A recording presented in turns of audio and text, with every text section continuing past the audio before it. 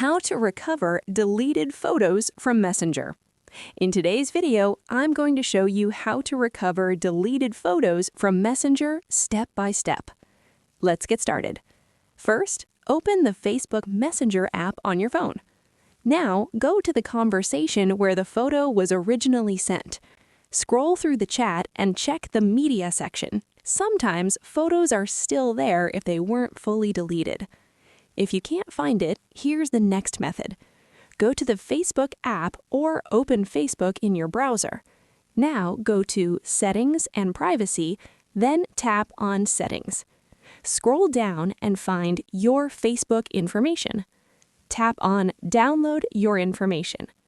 Here, select Messages and choose the date range that includes when the photo was sent. Now tap on Create File. Facebook will prepare a downloadable file with your messages and media. Once it's ready, download the file and open it. You may find your deleted photos inside. Another method. Check your phone's gallery or file manager. Sometimes Messenger automatically saves images to your device storage.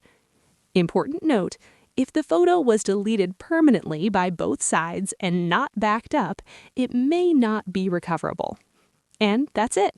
That's how you can try to recover deleted photos from Messenger.